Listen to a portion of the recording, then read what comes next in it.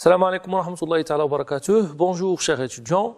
Dans la continuité du module contrôle de gestion, présenté par moi-même, professeur Njaré, et mon collègue professeur Dabaji, je vais continuer ce chapitre qui concerne les coupes préétablies et l'analyse des écarts. On a déjà parlé au niveau de la première séquence concernant ce chapitre, donc sur les coupes préétablies et les modes de calcul de coupes préétablies, ainsi que comment on établit la fiche de coûts unitaires standard. Pour cette séquence, elle sera consacrée à la section numéro 2, calcul et analyse des écarts. Donc on a dit que le rôle de contrôle de gestion dans le calcul et l'analyse des écarts sur coûts consiste à comparer les coûts constatés, ça veut dire que les coûts réels, aux coûts standards. Cette comparaison, elle va permettre de mettre en évidence les écarts significatifs entre les coûts constatés, les coûts réels et les coûts standards, rechercher et principalement cette recherche des causes de cet écart, parce que si les coûts réels ou bien les données réelles, ils sont différentes des données standards, ça veut dire que où est le problème. Donc on va rechercher les causes de ces écarts, mettre en œuvre des actions correctives afin d'apprécier et d'améliorer les performances internes de l'entreprise. Donc sur la base de la recherche des causes des écarts, on va mettre en œuvre, ça veut dire qu'on va mettre des actions correctives afin d'apprécier et d'améliorer la performance interne de l'entreprise. Donc premièrement, au niveau du calcul des écarts, il y en a ce qu'on appelle les conventions du plan comptable qu'on doit les respecter. Il y en a trois conventions. La première, c'est la convention de signer. Ça veut dire est-ce qu'il est positif ou négatif. Donc c'est pour ça que au niveau du calcul des écarts, la convention propose la relation suivante. Ça veut dire qu'au niveau des écarts, on va prendre toujours le réel moins le préétabli. Ça veut dire que je peux prendre le coût préétabli moins le coût réel, mais au niveau de cette convention, on va prendre toujours ce qui est réel moins ce qui est préétabli. Cet écart donc mesure la différence entre les réalisations et les prévisions au niveau des coûts. Un écart positif, ça veut dire que le coût réel il est supérieur au coût préétabli, ce qu'on va qualifier comme défavorable. Et lorsque l'écart il est négatif, donc l'écart il est favorable. Si c'est une augmentation de coût par rapport aux provisions, donc bien sûr au niveau de l'écart défavorable. La deuxième convention, c'est la question de la production et l'activité, et la distinction entre ce qu'on aura appelé la production et l'activité. L'étude des coûts préétablie et l'analyse des écarts implique de bien distinguer les notions de productivité et activité. La production d'une entreprise correspond à ce que fabrique la dite entreprise en vue de la vendre. L'unité de mesure de la production est imposée par celle qui sert à facturer les flux de sortie. Ça veut dire qu'au niveau des ventes, donc l'unité par laquelle tu factures ces factures de vente, donc c'est la production. Donc c'est l'activité générale de l'entreprise, donc au niveau de ce qu'il fabrique. Par contre, au niveau de l'activité, notion d'activité, elle ne concerne pas forcément l'entreprise tout entière, mais elle est attachée à un ensemble de charges. C'est une donnée interne de l'entreprise. Par la suite, ces charges, ils sont regroupées dans des centres d'analyse. On va parler de l'activité des centres d'analyse. Les unités mesurant cette activité peuvent être des heures pour la main-d'œuvre, donc les quantités pour les matières premières, ainsi que l'activité d'un centre d'analyse est mesurée ce qu'on appelle au niveau de l'unité d'œuvre. Et cette unité d'œuvre, il peut être dans un centre d'analyse heure main-d'œuvre, heure machine, quantité de matière achetée, etc. Et ça dépend de l'entreprise elle-même et des responsables au niveau de l'entreprise, comment ils vont choisir cette unité d'œuvre concernant tout centre d'analyse ou bien centre de responsabilité. La troisième convention, c'est la production de référence. Donc, généralement, on a deux productions. Donc, vous avez soit la production normale ou bien la production standard et vous avez une production réelle, laquelle qu'on va prendre comme référence. Les coûts préétablis sont déterminés pour une production considérée comme normale. Les coûts réels correspondent à la production réelle qui peut être différente. Donc, bien sûr, les coûts qu'on a fait au niveau des coûts normaux, donc ils sont déterminés pour une production normale, alors que pour une production réelle, on a des coûts réels. Les écarts entre les consommations, donc matières premières, main-d'œuvre, charges indirectes des centres, n'ont de sens que s'ils résultent de la comparaison des coûts correspondant à des productions de même niveau. Ça veut dire que, au niveau de la comparaison entre les coûts constatés et les coûts préétablis, Pour qu'une comparaison soit pertinente, il faut avoir la même référence au niveau de la production. C'est pour ça que la production de référence qu'on va prendre, c'est la production réelle. Donc, on doit ajuster les prévisions des coûts. Donc, même les coûts qui sont prévisionnels ou bien normaux ou bien standards, on doit les adapter, on doit les ajuster aux productions réelles afin de permettre une analyse plus pertinente des écarts. C'est pour ça qu'on va parler des coûts préétablis et non pas des coûts standards. Les écarts sur coûts seront toujours calculés au niveau de la production réelle. Donc, la production de référence, c'est la production réelle afin d'avoir la même référence au niveau de production pour comparer les écarts.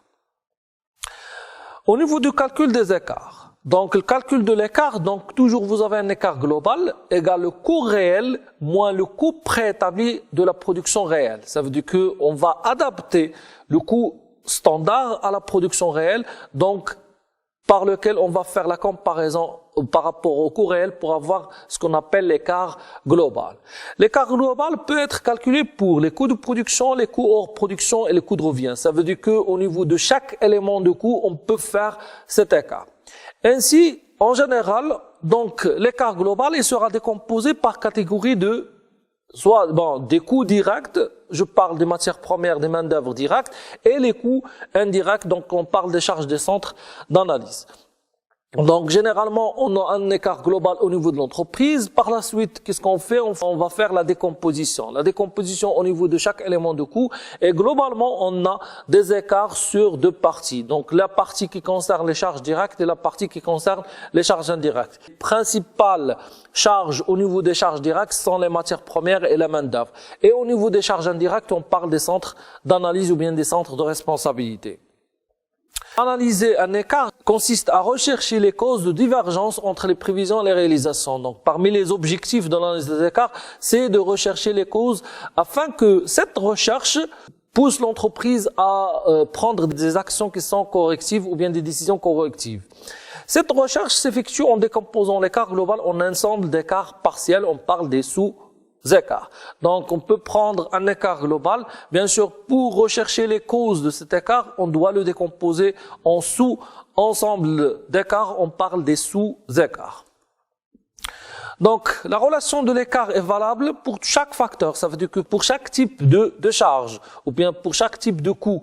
Donc, l'écart global du facteur égale le coût réel du facteur. Ça veut dire que le coût supporté par l'entreprise afin d'avoir ce facteur, moins le coût préétabli du facteur. Le coût réel du facteur, donc généralement, vous avez les deux éléments du coût, c'est la quantité et le prix. Donc, vous avez le coût réel du facteur, c'est la quantité réelle consommée par l'entreprise de ce facteur. On parle de QR fois le prix réel du facteur ou bien le coût réel unitaire du facteur. Bon, je l'ai noté ici, c'est PR. Le coût préétabli du facteur, c'est la quantité du facteur adaptée à la production réelle. Ça veut dire que c'est pas la quantité normale ou bien la quantité standard, mais c'est la quantité, ce qu'on appelle la quantité préétablie. Donc, la quantité préétablie, c'est la quantité du facteur adapté à la production réelle de l'entreprise, fois le coût standard du facteur. Donc, on va le désigner par PS ou bien le prix standard du facteur. Donc, vous avez l'écart global égal QR fois PR moins QP fois PS. Donc, le coût réel moins le coût préétabli. La décomposition de l'écart global en sous-écarts. Donc, quels sont ces sous-écarts qu'on a vus? Donc, puisque les éléments du coût de chaque facteur, c'est la quantité et le prix. Donc, aussi pour la décomposition, on va le décomposer au niveau de quantité et au niveau du prix. Donc, l'écart global égale la quantité réelle fois le prix réel, moins la quantité préétablie fois le prix standard. Donc, si je parle de la quantité, donc la variation de la quantité, en respectant la première convention du plan comptable au niveau de calcul des écarts, c'est le réel moins le préétabli ou bien le réel moins le standard. Donc, vous avez la variation de la quantité, c'est la quantité réelle moins la quantité préétablie. Variation de prix, c'est le prix réel moins le prix standard.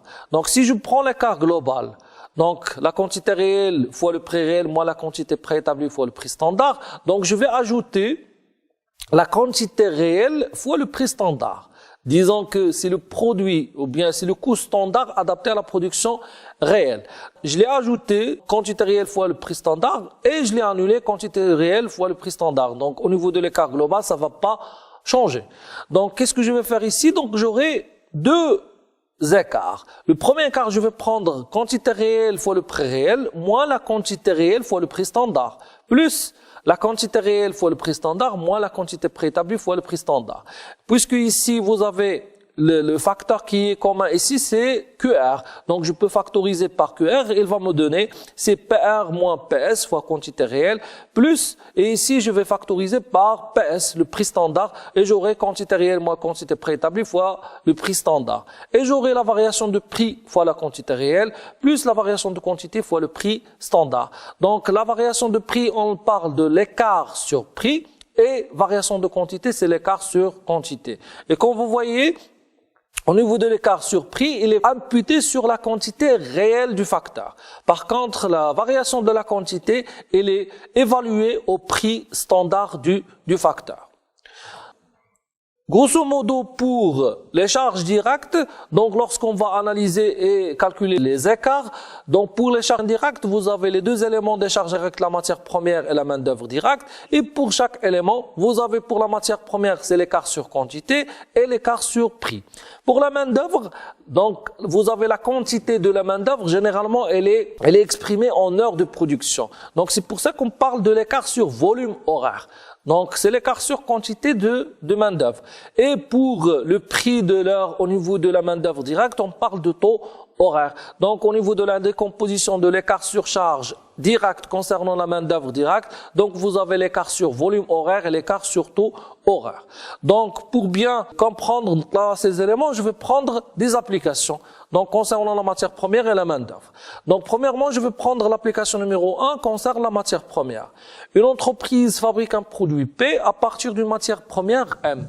Les données relatives à l'activité d'un mois de production sont comme suit. Vous avez pour une production normale de 1000 unités, l'entreprise prévoit d'utiliser 1500 kg de matière première M à 20 dirhams le kilogramme. La production du mois, ça veut dire que la production réelle du mois a été de 1200. Cette production a nécessité 2000 kg de matière première M à 19 dirhams le kilogramme. Ça veut dire qu'au niveau de cette entreprise, elle a prévu une production normale de 1000 unités, donc, et la quantité normale pour la consommation de la matière première, c'est 1500 kg, achetée à 20 dirhams le kilogramme. Par contre, au niveau réel, elle a produit 1200 unités, et cette 1200 unités, elle a consommé 2000 kg de matière première. Bien sûr, elle est achetée réellement avec 19 dirhams le kilogramme. Donc, calculer l'écart total sur matière et décomposer cet écart en sous-écarts. Qu'est-ce qu'on va faire? Donc, on va établir le coût standard et le coût réel. Donc, vous avez pour produire 1000 unités, le budget standard est de la quantité normale fois la production, fois le prix standard. Donc, la quantité normale consommée pour produire 1000 unités, c'est 1500 kg. Fois 20 dirhams, pour le kilogramme, c'est le prix standard, ça donne 30 000 dirhams. Là, c'est le budget standard. Alors que le budget réel, c'est on a consommé réellement 2000 kg acheté à un prix de 19 dirhams pour le kilogramme, ça donne 38 000 dirhams. Donc là, c'est le coût réel. Est-ce qu'on peut comparer les deux coûts? Bien sûr non, parce que la référence ou bien la production de référence, elle est différente. Parce que ici, on a calculé 30 000 dirhams, il sera payé ou bien il sera dépensé pour une production de 1000 unités. Par contre, on a dépensé 38 000 dirhams pour une production de 1200 unités. Donc, puisque la production n'est pas la même, donc la comparaison entre ces deux éléments ne sera pas pertinente. C'est pour ça qu'est-ce qu'on doit faire? On doit adapter le coût standard qui est, de 30 000 dirhams pour une production réelle de 1200. Donc, le prix, on va pas l'adapter, mais on adapte la quantité. Donc, c'est pour ça qu'on va prendre, ou bien on va l'appeler la quantité préétablie. Donc, il faut adapter la quantité à la production réelle. On parle de quantité préétablie. Comment? Donc, la quantité préétablie, c'est la quantité normale fois la production réelle sur la production normale. Ça veut dire que si 1500, donc comme on va faire pour la relation de 3, si 1500 kg pour 1000 kg, combien on aura besoin pour 1200 unités? Donc on aura 1500 fois 1200 sur 1000, ça donne 1800 kg. Donc c'est la quantité préétablie. Et le budget préétabli, on l'appelle le budget flexible. Donc le budget flexible ou bien le coût préétabli, c'est la quantité préétablie fois le prix standard. C'est 1800 kg fois, on va prendre le prix standard, c'est 20, ça donne 36 000 dirhams. Donc là, c'est le budget flexible ou bien le budget préétabli. Et bien sûr, pour le calcul des écarts, l'écart global égale le coût réel supporté par l'entreprise qui est de 38 000, moins le coût qu'il doit supporter pour une production de 1200 unités. Donc c'est 36 000 dirhams, ça donne plus 2000. Plus 2000, vous avez un écart qui est positif, donc c'est un écart qui est défavorable. Pourquoi? Parce que le coût, il a augmenté. Il a passé de 36 000 que l'entreprise doit supporter pour une production de 1200, alors qu'elle a dépensé réellement 38 000 dirhams. Donc on a une augmentation de coût. On sait bien qu'une augmentation de coût, ça donne une diminution de résultats au niveau de l'entreprise, et c'est la raison pour laquelle on va avoir un écart qui est défavorable. La décomposition de cet écart au niveau, ça veut dire que d'où vient cet écart qui est défavorable? Est-ce qu'il vient de la quantité ou bien il vient du prix? Donc, c'est l'analyse au niveau des sous-écarts. La décomposition en sous-écarts, elle a donné l'écart sur quantité, comme on a déjà vu, c'est la quantité réelle fois la quantité préétablie fois le prix standard. Ça veut dire que la variation de la quantité est évaluée au prix standard. Donc, c'est 2000 au niveau de la quantité donc réelle, puisqu'on a consommé 2000, moins 1800 et non pas 1500, parce que 1800, c'est la quantité que l'entreprise doit consommer pour une production de 1200. Donc 2000 moins 1800 fois le prix standard qui est de 20, ça donne plus 4000. Donc, puisque la consommation elle a augmenté, ça donne un écart qui est défavorable. Par contre, au niveau des prix, donc vous avez le prix réel moins le prix standard fois la quantité réelle. Le prix réel c'est 19, le prix standard c'est 20, donc ça donne 19 moins 20 fois la quantité réelle qui est de 2000, ça donne moins 2000. Donc, puisque moins 2000, ça veut dire qu'au niveau de prix, on a une diminution des coûts, donc ça donne un écart qui est favorable. Donc, si on va vérifier, vous avez l'écart global de plus 2000, ça vient du plus 4000 moins 2000. Donc 4000 plus moins 2000, ça donne plus 2000. Donc au niveau de la vérification. Au niveau de l'analyse, donc ce qu'on a fait ici, c'est juste au niveau chiffré. On a décomposé l'écart global au niveau de l'écart sur quantité, l'écart sur prix. Le travail de contrôle de gestion, il dépasse donc l'élément des calculs vers une analyse qui est plus détaillée. Ça veut dire que on a dit que c'est la recherche des causes au niveau de l'écart. Donc bien sûr, au niveau de l'écart global plus 2000, on a recherché les causes. Les causes, c'est l'écart sur quantité, l'écart sur prix. Ça veut dire que d'où vient l'écart global? Est-ce que de la quantité ou bien du prix? Et même au niveau des sous-écarts, donc l'écart sur quantité et l'écart sur prix, on doit chercher les causes. Au niveau de l'entreprise, donc on a dit que le contrôle de gestion ne se limite pas au calcul des écarts, mais il les dépasse vers la recherche des causes de ces écarts afin de prendre des décisions correctives. Pour la matière première, donc vous avez au niveau de l'écart sur quantité, s'il est favorable ou bien il est défavorable. D'où viennent ces écarts? Ça veut dire que quelles sont les causes de ces écarts? Qu'ils soient favorables ou bien qu'ils soient défavorables, parce que l'entreprise elle doit s'intéresser à ces éléments-là afin d'avoir une idée sur les coûts au niveau de l'entreprise. Donc, vous avez les consommations comparées sont adaptées à la production réelle. Par conséquent, l'écart sur quantité mesure la différence entre le rendement réel et le rendement standard. Donc, je parle de rendement ici, ça veut dire que combien chaque unité va consommer de matières premières. Donc, si le rendement réel est supérieur au rendement standard, ça veut dire que vous aurez un écart qui est défavorable. Donc, si le rendement réel est inférieur au rendement standard, donc ici on aura un écart qui est favorable. Les causes principales de l'écart, qu'elles soient favorables ou défavorables, sont d'ordre technique. Ça veut dire qu'au niveau de la consommation des matières premières, au niveau de l'atelier de production, il peut relever de la responsabilité de l'atelier lui-même. Donc, je parle des ateliers de production ou, dans certains cas, du contrôle d'approvisionnement. Donc, au niveau de stockage, les causes peuvent être liées à la qualité de la matière. Donc, automatiquement, si je prends la qualité de la matière, ça veut dire que au niveau de la consommation, au niveau des ateliers de production, si la matière elle est de bonne qualité, ça veut dire que les ateliers de production ils peuvent avoir une diminution de la consommation. Si la matière, elle est de mauvaise qualité, donc c'est automatiquement, on aura plus de consommation de cette matière au niveau des ateliers de production. Donc c'est pour ça que l'écart au niveau de la quantité, qu'il soit favorable ou bien qu'il soit défavorable, donc ils peuvent venir ou bien ils peuvent avoir comme cause la qualité de la matière. La qualification du personnel. Donc, deuxième élément qui peut influencer la consommation de la matière première au niveau des ateliers de production. Donc, si la personnel il est qualifié, on sait bien qu'il va consommer moins de matière première. Si le personnel est moins qualifié, donc il va consommer plus. Il peut avoir même au niveau de la fiabilité des machines, ou bien la performance des machines. Si c'est une machine qui est obsolète, ou bien elle est donc pas ancienne, on sait bien qu'il peut avoir un taux de déchets qui est plus élevé. Des rebuts, ça veut dire que des unités qui sont produites mais qui ne sont pas valables au niveau de la vente. Donc il peut avoir un taux de déchets et de rebuts qui est supérieur par rapport à une machine qui est plus performante ou bien elle est plus technologique ou bien elle est plus nouvelle. Donc là, ça concerne la consommation de la matière première. Donc le contrôleur de gestion, il doit rechercher les causes, d'où vient l'écart sur quantité. Bon, je répète, qu'il soit favorable ou bien qu'il soit défavorable. Quant au prix, donc au niveau de l'écart sur prix, l'origine de l'écart sur coût, au niveau de la matière première toujours, est à rechercher dans le service des achats. Ça veut dire que puisque c'est lui qui va acheter la matière première, parle des conditions d'approvisionnement des matières.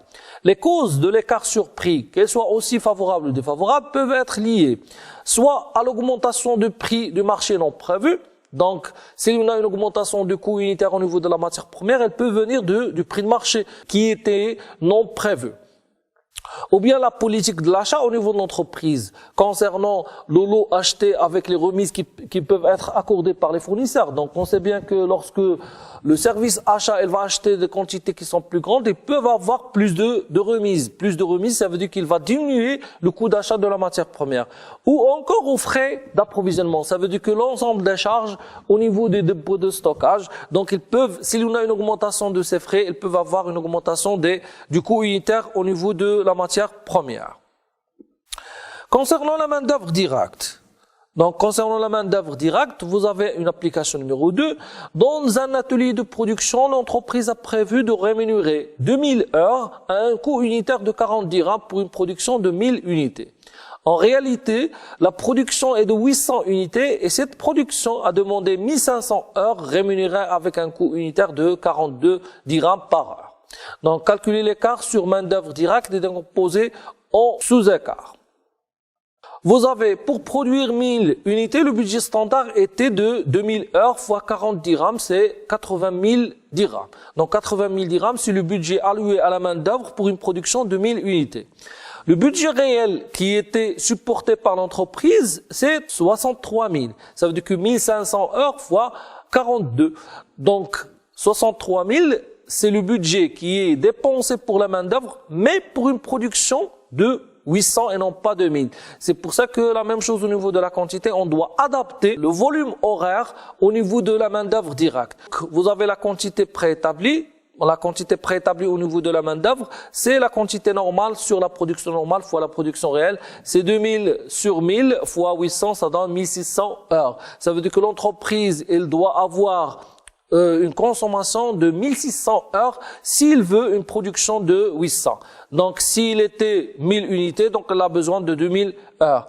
Et le coût préétabli ou bien le taux horaire standard, c'est 42. Donc, le budget flexible ou bien le coût préétabli adapté à la main-d'œuvre directe, c'est 1600 fois 40, ça donne 64 000 dirhams. Ça veut dire que si l'entreprise va produire 800 unités, elle doit dépenser 64 000 et non pas 80 000. Parce qu'on a dit toujours que la production de référence, elle est différente. Au niveau du calcul des écarts, vous avez l'écart global, c'est le coût réel moins le coût préétabli, 63 000 moins 64 000, ça donne moins 1000. Donc c'est un écart qui est favorable parce que l'entreprise a dépensé moins qu'il doit dépenser au niveau de la main-d'œuvre directe. Encore la décomposition au niveau de ces écarts. Donc on a dit que pour la main-d'œuvre, on remplace la quantité par le volume horaire ou bien temps. le prix, donc on va le remplacer par le taux horaire. L'écart sur volume horaire ou bien l'écart sur temps, donc on reste avec la même relation, c'est la quantité réelle moins la quantité préétablie fois le prix standard. Si 1500 heures moins 1600 heures fois 40, ça donne moins 4000. Et bien sûr, c'est un écart qui est favorable. Pourquoi? Parce que le volume horaire, il a diminué par rapport à ce qui doit être. L'écart sur taux horaire, vous avez le prix réel moins le prix standard fois la quantité réelle, c'est 42 moins 40 fois 1500 et ça donne plus 3000. C'est un écart qui est défavorable. Pourquoi? Parce que le taux horaire est là augmenté. Donc la vérification, donc vous avez au niveau de l'écart global, c'est moins 4000 plus 3000, ça donne moins 1000. C'est pour ça que l'écart global, c'est l'écart sur volume horaire plus l'écart sur taux horaire. Au moment où cette séquence arrive à sa fin, la séquence prochaine, je vais continuer concernant l'analyse des écarts sur la main-d'œuvre et à très bientôt.